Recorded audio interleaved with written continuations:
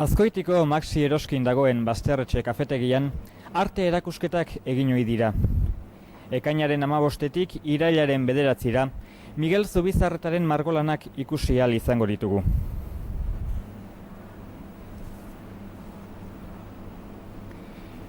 Miguel Zubizarreta es un creador que pinta sus cuadros con sinceridad, oficio y cualidad de artista, con amabilidad colorista.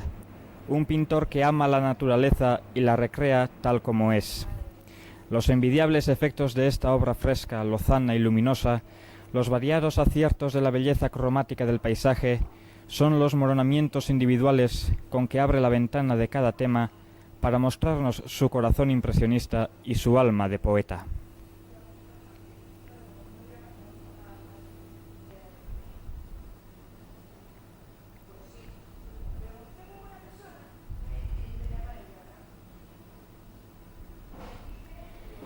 Miguel Zubizarreta nos quiere transmitir la belleza de la naturaleza que nos rodea, los caseríos, las flores silvestres, los otoños, los bosques, los rincones y valles, las nieblas de la mañana, los contraluces, los soles otoñales, los viejos chopos y las orillas de los ríos conforman los ramilletes del país para un impresionismo verdadero y tradicional.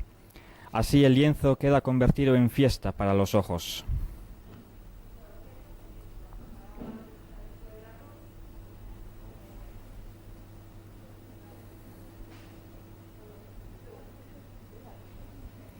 El autor contempla el horizonte con placidez, realzando la visión, pero siempre con el sentido cromático de cada zona, la luz sugerente de cada lugar. Con sus cuadros prudentes eleva la luz del suelo, contempla espesura, cambia el ambiente, se apodera de ese manantial de fantasía existente en las variedades cromáticas para formar la unidad de colores y matices.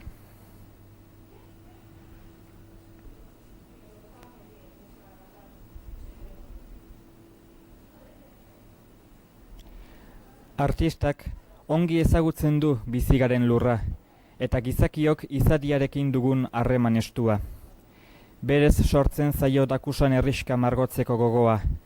Denok liluratzen gaituen urrezko udazkena, zertzelaretan adierazteko gogoa. Ikusten duen edertasuna zasebeterik, berarentzat bakarrik gorde ezinik, guztiokin banatu nahiko balu bezala. Ordu askotako lan arduratsu hauen bidez, berak hainbeste sentitzen duen izadia maitatzera gonbidatzen gaitu.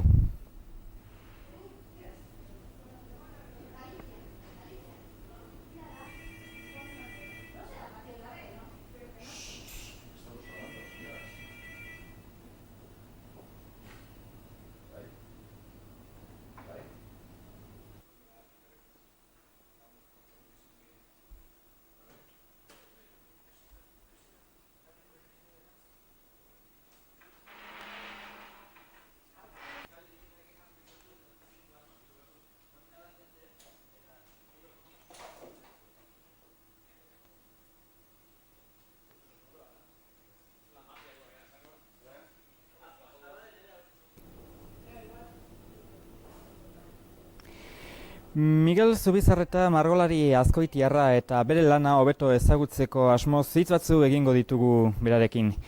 Kaixo Miguel, esaiguzu, noiz eta nola hasi zinen margotzen eta ze margo moeta erabiltzen dituzu? Ni hasi nintzen txiki-txikitetik eskolan, eta orduan egin duen lana zen karbonzilioz, tintatxina, da margotu akuarela egin. Gero txuo, eskoli hilatan digurtuatzutea, ezautu nuen oleua, eta ninen nuen espresio batzuk eta lortzeko iritzen izan oleu egin emer nuen lana. Gero erakusketak bakarka egiten hasi ez zara, nola animatu zinen erakusketak bakarka egitera? Garai hartan, 1995 urtien, ordureko jartzen ninduen, beste lagun batzuk ginde erakusketa kolektiboak. Baina urte hortan, probintzi mailen egon zen zertamen bat, eta han sari bat eman ziten. Eta orduan animanutzen erakusketa bakarkakoak jartzen. Aurrezki kutxea municipalak zauzken erakusketak gelatan. Aizpeitiko enparandorretxean lehenengo aldiz, eta gero Eiberren, da Zumaizen, da Donostizin batamenio goizutan.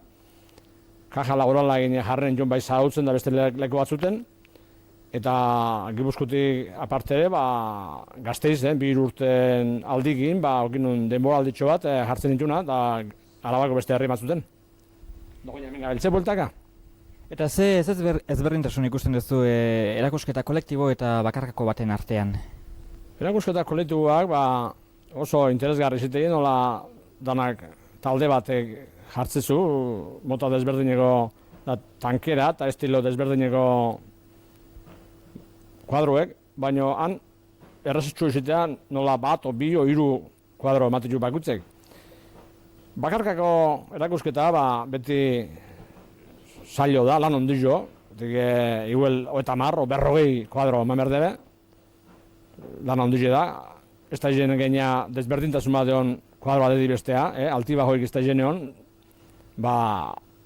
igual asko zoio margotu behar da, gero hagi da nahi marku jarri bertzezko, erakusketago gelak organentza merezitebe, katalogo gein, asko ez lan gehiago da, kolektiba nahin, erakusketa bakarka egin.